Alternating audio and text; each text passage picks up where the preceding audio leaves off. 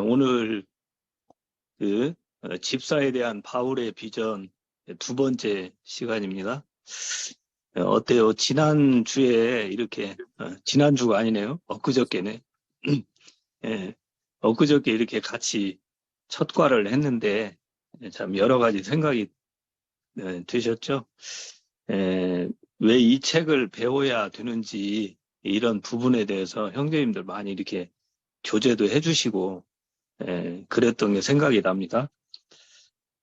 참, 성경적인 리더십을 세우는 게 얼마나 중요한지 저희들이 다시 이렇게 실감을 하게 되는데요.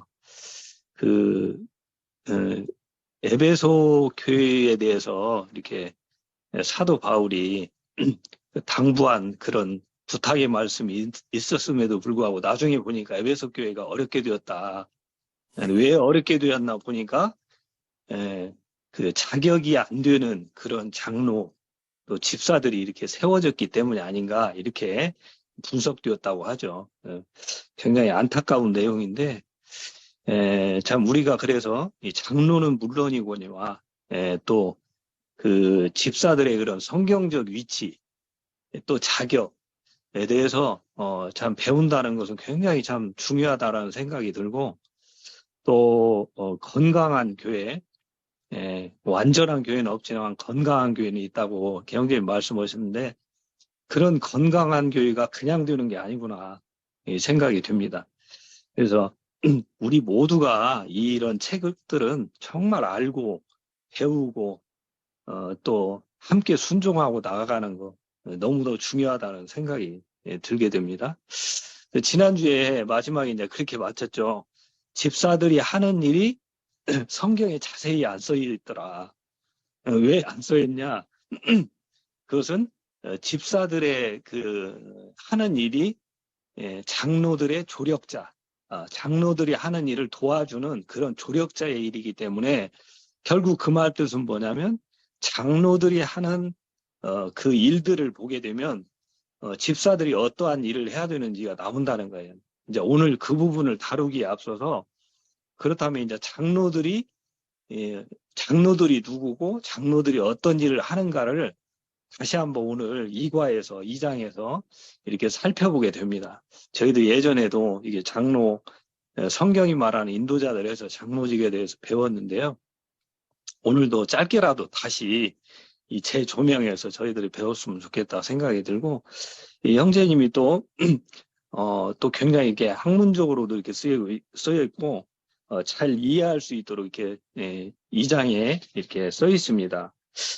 같이 한번 보도록 하고요. 오늘은 이제 끝나고 나면 쉐어링을 광고했다시피 청년 형제님들 하고 또 시간이 되면 우리 집사 형제님들 하고 또 시간이 되면 장로 형제님들 하고 이렇게 하면 좋을 것 같습니다.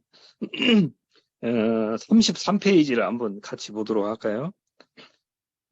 여기 써있죠. 집사들에 관한 책에서 교회 장로들을 포함하는 것이 다소 생소하게 보일지 모르겠다.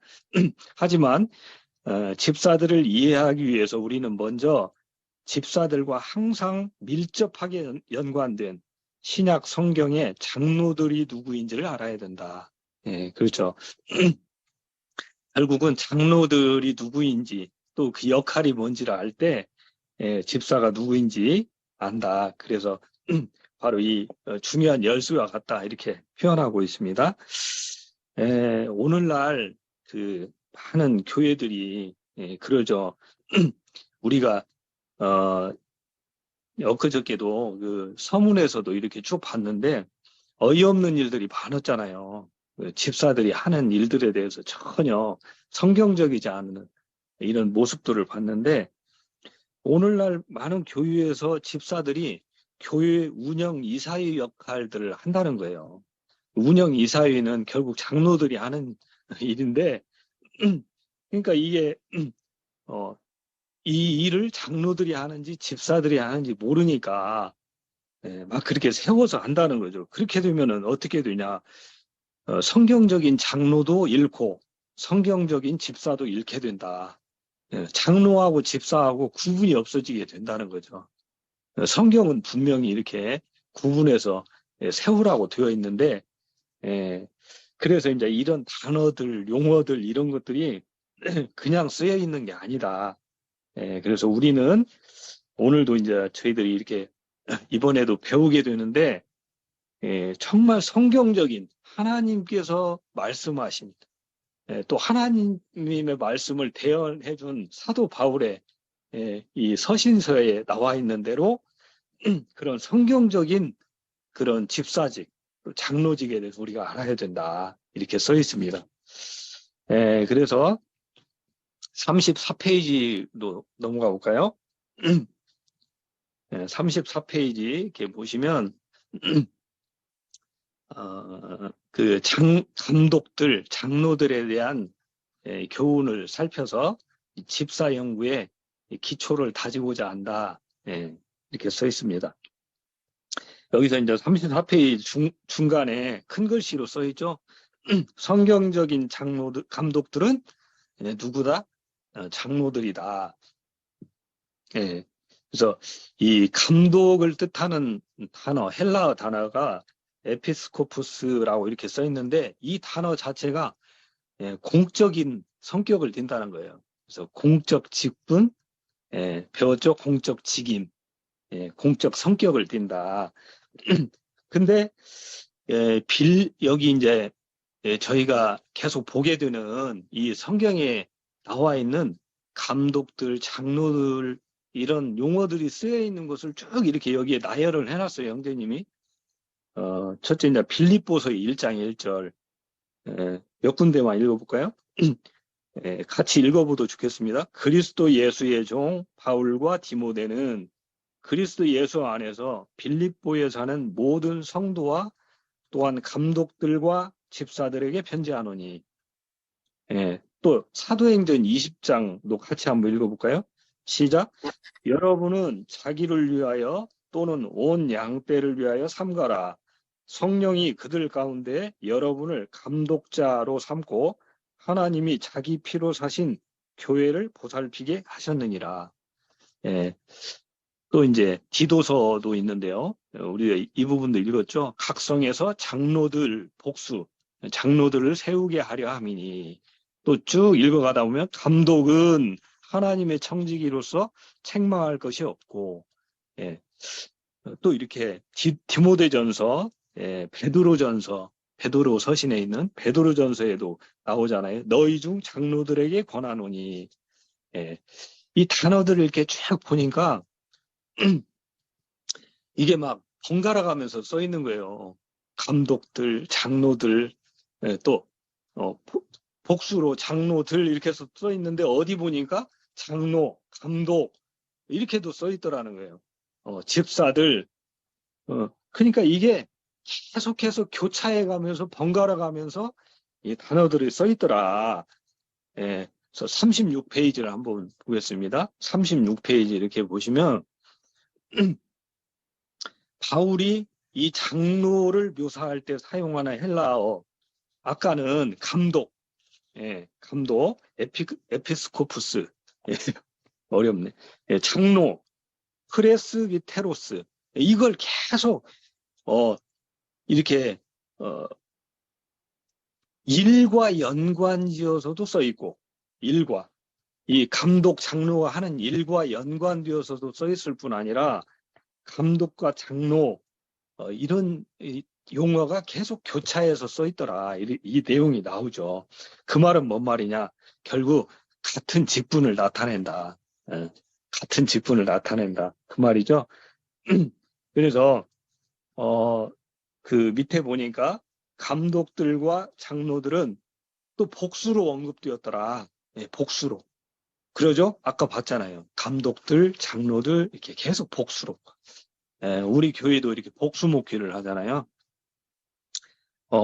이 에베소 교회의 그 감독들도 이렇게 장로들 그룹, 감독들 그룹이 있었다는 거예요. 그룹, 복수로. 그래서 우리가 이제 유인가 형제님이 자주 그 말씀 하셨는데, 과도기적인 교회, 아직 이제 막 교회가 교회가 이제 그 천거되어서 또는 개척되어서 일시적으로는 혼자서 1인 목회를 할 수도 있지만 그것은 온전히 이렇게 서 있는 교회로 보지 않는다. 그래서 미자립 교회다 이렇게 이제 표현하셨잖아요. 그래서 결국에는 일을 할 수 있는 그런 자격에 맞는 또 장로나 집사의 자격에 맞는 합당한 이런 일꾼들이 보일 때는 반드시 세워야 된다. 이게 성경적이라는 거죠. 그래서 여기도 그래서 복수로. 근데 이제 여기 보니까 아까 보니까 읽다 보니까 단수로도 써 있는 부분이 있었어요. 단수. 장로들, 감독들 이렇게 써 있는데 어디 보니까 감독은 감독 이렇게 단수로 써 있는데 왜 그랬냐? 그것은 어떤 지역교회의 목회 형태가 1인 목회여서 단수로 써 있다는 게 아니에요.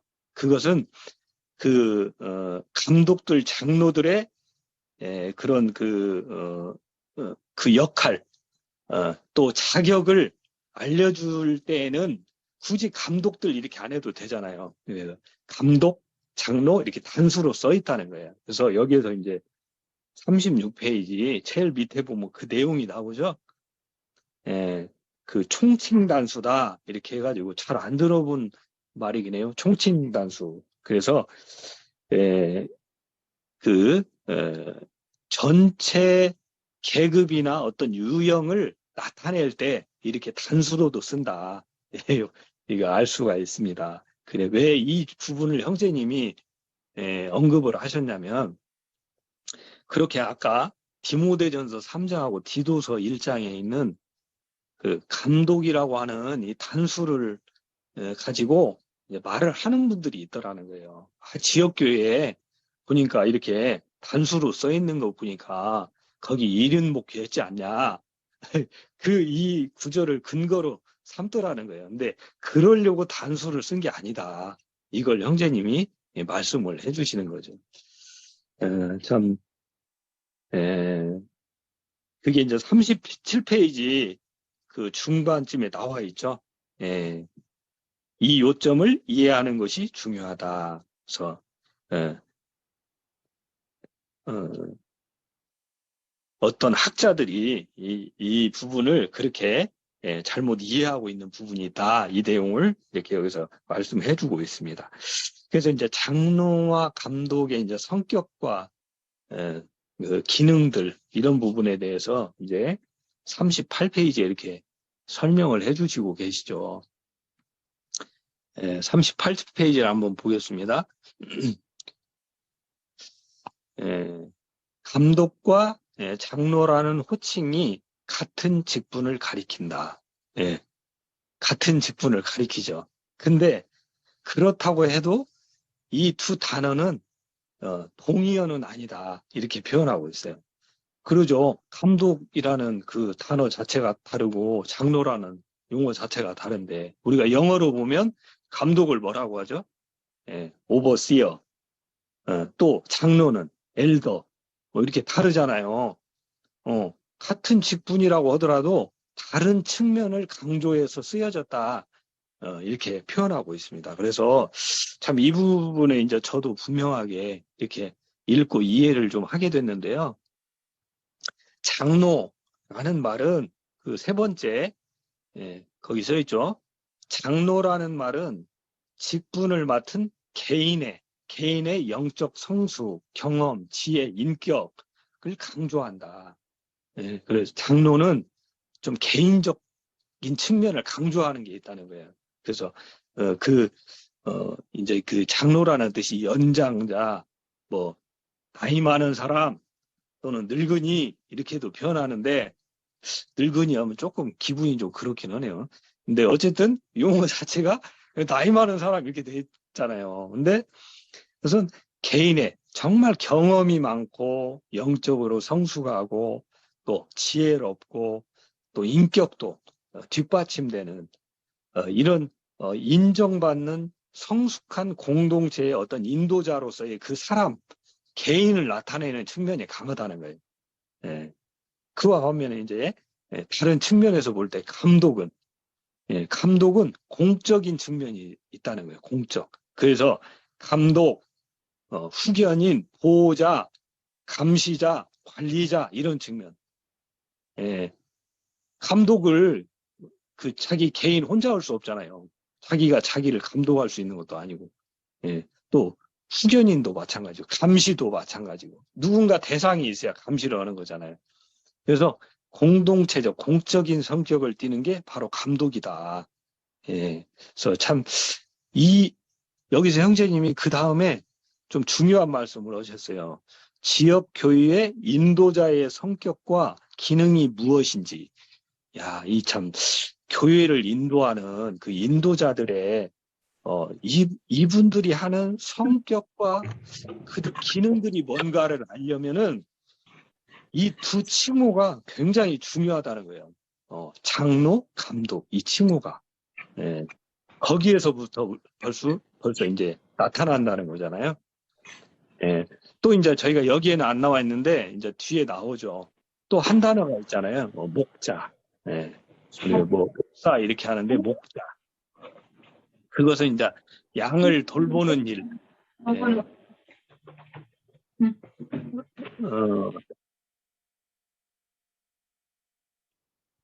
어디서 소리가 나서요? 예, 꺼졌습니다. 예, 그 인도자들이 하는 일이 또 양떼를 돌보는 일이잖아요. 그러니까 그런 측면에서 쓰여진 단어를 보니까 목자라는 단어가 있더라. 그러죠. 그래서 저희가 배웠잖아요. 장로, 감독, 목자 다 같은 뜻이다. 예, 같은 직분을 나타내는 말이다. 이렇게 쓰여져 있죠.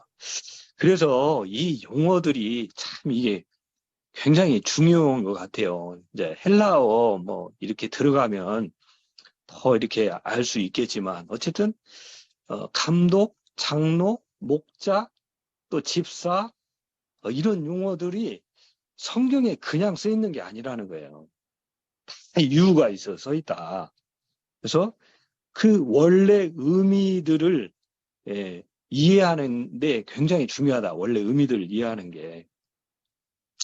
왜냐하면 우리가 이렇게 생각해보면 알잖아요. 신약 성경에 이렇게 보니까 거기에 있는 이 명칭들이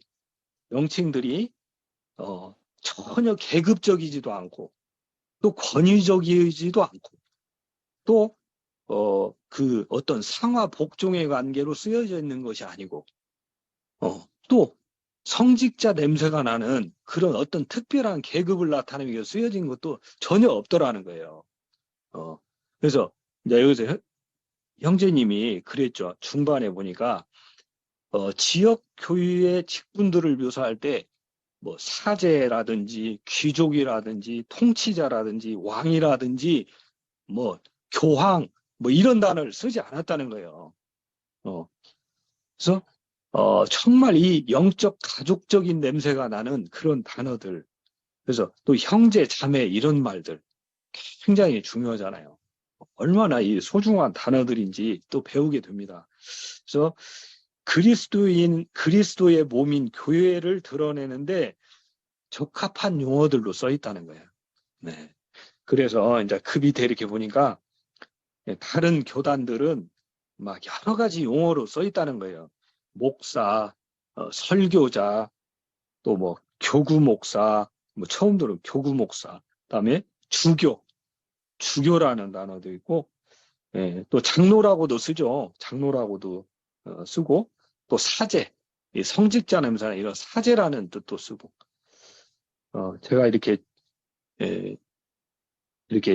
그 장로 교회의 명칭을 이렇게 좀 살펴보니까 진짜 여러 가지로 쓰여 있더라고요. 그래서 강도사, 전도사, 또 서리집사, 안수집사, 권사, 권찰, 근데 권사도 한 종류가 아니더만요. 뭐냐면 시무권사, 협동권사, 명예권사, 은퇴권사, 권사들이 많아요. 은퇴권사는 그거는 은퇴를 권하는 권사인가? 은퇴 권사. 굉장히 많아요. 하여튼 용어들이, 명칭들이. 네. 근데 우리가 정말로 성경적인 용어들, 우리는 정말 그렇게 단순하게 배웠잖아요. 장로, 집사, 성도들, 또 형제, 자매, 이런 단어들이 하나님께서 쓰신 단어들이잖아요. 굉장히 중요한 부분을 이제 보게 됩니다. 그래서 39페이지 큰 글씨로 보시면 39페이지 큰 글씨 같이 한번 읽을까요? 시작.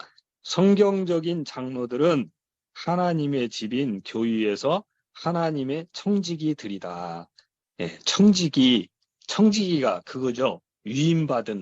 위임받아서 어떤 걸 대신해서 관리해주는, 그걸 청지기다 이렇게 표현하는데, 이 40페이지 가시면 청직이라는 단어가 은유적 표현이라는 거죠. 그래서 우리에게 쉽게 설명해 주기 위해서 이 청직이라는 단어를 썼는데 장로들이 곧 청직이다. 그래서 이 청지기들이 하는 일이 그잖아요. 어떤 그 옛날에 보면 집안에 그 집안에 일과 재산과 거기 있는 그 종들을 관리하는 모든 권한을 위임받은 사람이잖아요. 근데 이것을 주인이 대신 그 청지기를 세워서 그 권한을 줘가지고 모든 관리, 운영, 감독을 할 수 있도록 그렇게 맡겨준 사람이 바로 청지기다. 그래서 교회 감독들이 마치 이런 청지기, 오이코노모스, 청지기의 역할을 한다. 근데 중요한 것은 이 청지기도 그 소유자의 권위 아래에 있다는 거예요. 소유자의 권위 아래. 그래서 교회에서 그 주님만이 머리 되시잖아요. 주님이 예수 그리스도. 그분의 권한을 위임받아서 일을 하는 것이지. 그래서 이제 이런 부분들 하는 것도 굉장히 중요하고. 그래서 41페이지 보면 그럼 청지기로서의 그런 역할과 자격은 뭐냐? 이 부분도 좀 중요한 부분을 다루죠. 그래서 청지기가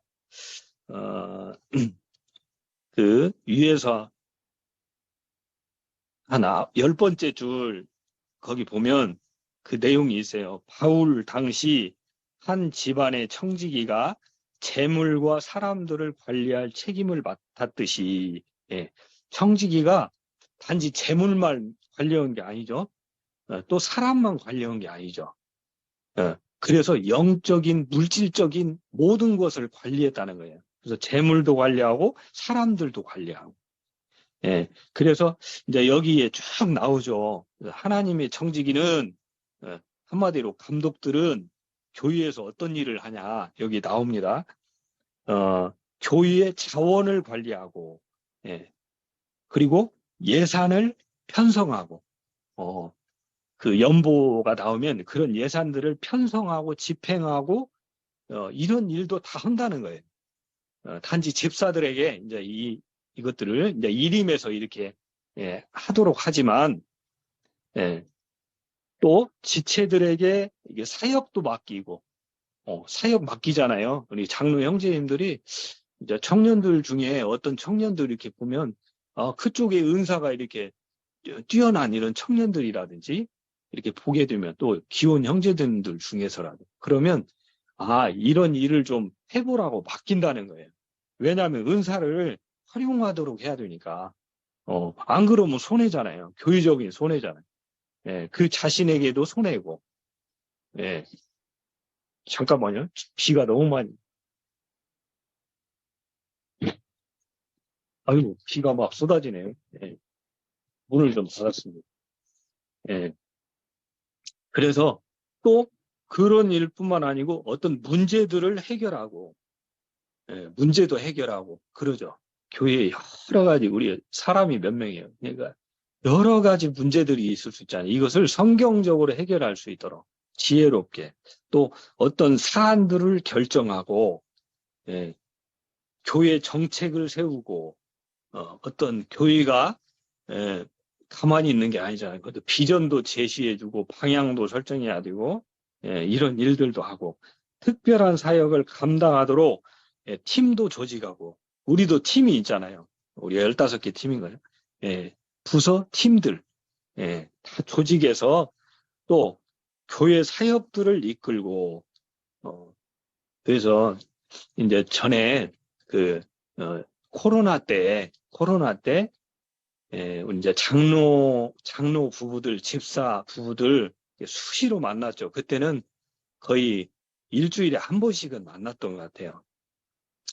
그래서 밥 먹으려고 만난 게 아니고 코로나는 그때 당시 이제 국가적으로도 비상시국이었잖아요. 근데 교회도 처음 겪는 일이었고 그러니까 그때 많은 것을 만나서 의논하고 그렇게 했었어요. 교회에 이제 청소도 하고 그랬지만 그래야 이 코로나 시국에 교회가 문제가 없으니까 막 이 말 저 말 나오고 우왕좌왕하고 그러면 어떻게 돼요? 중심도 못 잡고 그러면 안 되니까 그때는 특별히 그렇게 더 만나서 많이 상의해오고 그랬죠. 그러니까 교회가 흔적도 없이 코로나가 있었어도 우리 교회가 너무 잘 성숙하게 이렇게 지나갔잖아요. 그리고 또 그런 것만 하는 게 아니고 상담하고 교육하고 지체들 간의 갈등 이런 걸 해결하고 또 말씀을 가르치고 그러니까 이게 일이 이게 보통 많은 게 아니에요. 그래서 이걸 어떻게 혼자 할 수 있을까 그 생각이 들어요. 어떻게 이 일을 혼자 할 수 있을까. 그래서 복수가 필요한 거죠. 복수 동역.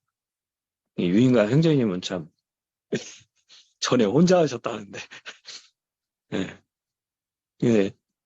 과도기적으로 주님이 쓰신 거죠. 그러니까 그렇지만 이제 우리 교회가 이제 어느 궤도에 올라서고 그러니까 이제 복수로 이렇게 세워서 같이 동역하게 되잖아요. 이런 일들을 한다. 그래서 장로 형제님들이 이게 어떤 걸 권면하고 어떤 문제들에 이렇게 직접적으로 관여해서 그 일을 처리하고 이런 것들이 하나 이상한 게 아니에요. 그 일을 하는 게 너무 당연한 거라는 거예요. 그래서 이제 뒤에도 나오겠지만 그것뿐이 아니잖아요. 그래서 외부로부터 오는 어떤 그런 이리 때 양의 탈을 쓰고 오는 이리와 같은 이런 문제도 다루죠. 그래서 뭐 신처지나 이런 그 이단적인 그런 부분도 그 교제하거나 분별해서 그런 것을 들춰내잖아요. 또 교회 외적인 것도 있지만 교회 안에서도 언제고 이렇게 하나님 말씀을 거스르거나 교회를 거스르거나 그렇게 불만을 갖거나 어떤 그런 부분들도 교리적으로 건전치 못해서 그런 어떤 이단성을 가진 또 그러면서도 계속 성도들을 헷갈리게 하는 이런 부분들에 있어서는 장로들이 그 역할을 해야 된다는 거예요. 그러려고 감독이라는 장로라는 직분을 졌다. 이런 걸 볼 수 있겠고 이제 41페이지 또 밑에를 보니까 그러니까 이런 일들을 하려면 그냥 아무나 이렇게 하는 게 아니고 성경에서 말하는 자격 기준에 합해야 된다.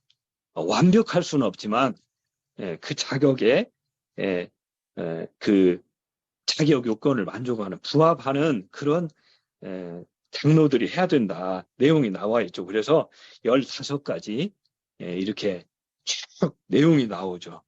이제 자격 요건 벌써 이제 34분이 지났네요. 빨리 하고 굉장히 많네요. 그래서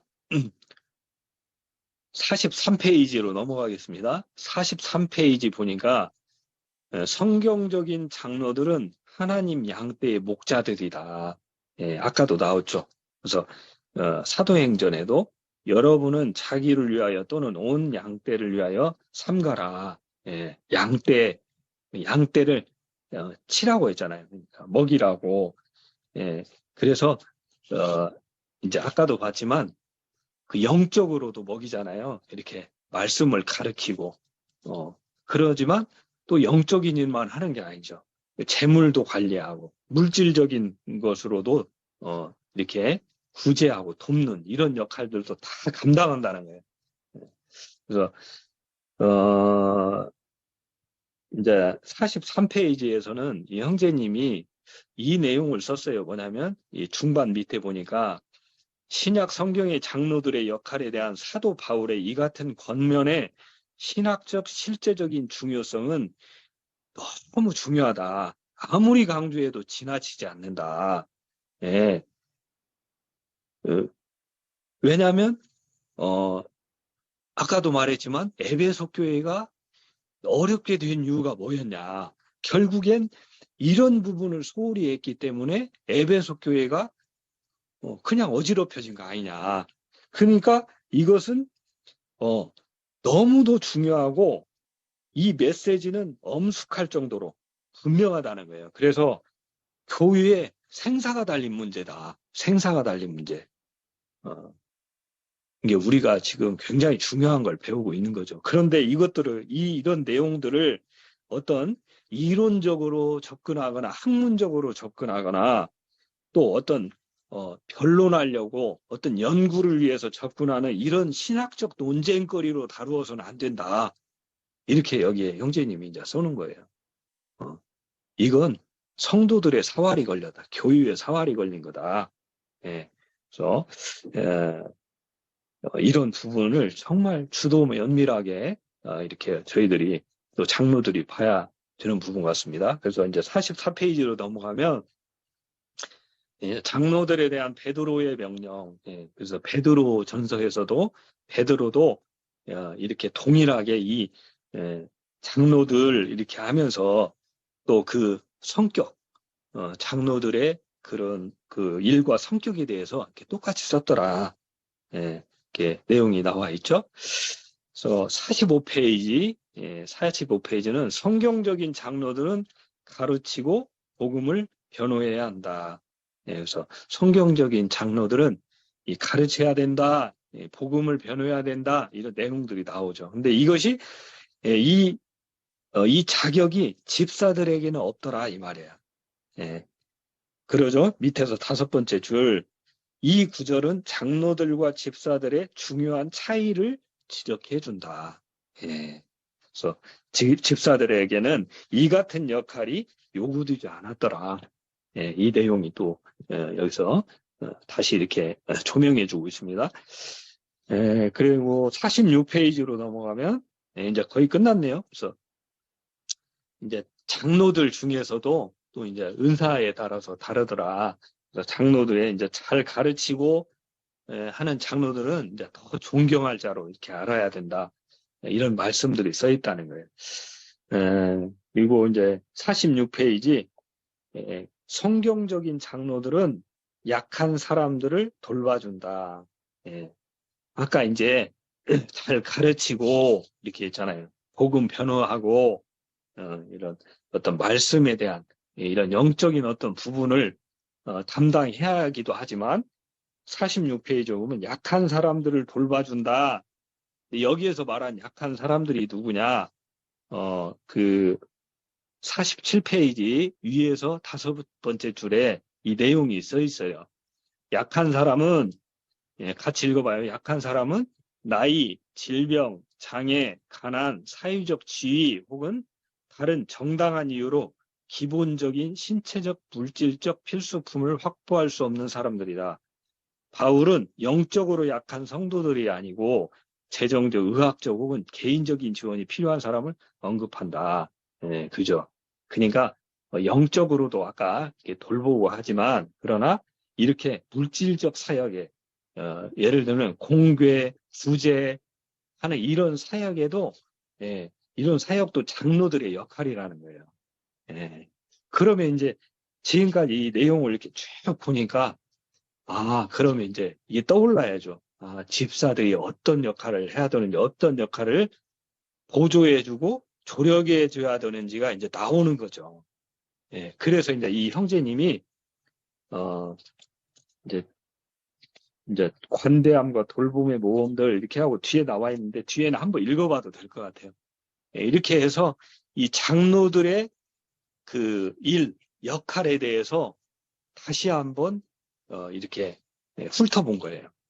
이제 그러고 나서 이제 3장부터 집사들 하고 나오죠. 장로들의 조력자들 하고 나옵니다. 예. 그죠? 야, 어제도 봤죠? 50페이지에 보니까 그 이제 장로들의 예, 그런 일에 대해서 이렇게 쭉 써 있죠. 감독들의 책임에 대해서. 이게 결국은 이 내용들을 조력하는 게 집사다. 예. 예, 이해하셨죠? 그래서 예, 40분 됐네요. 예, 빨리 한다고 했는데.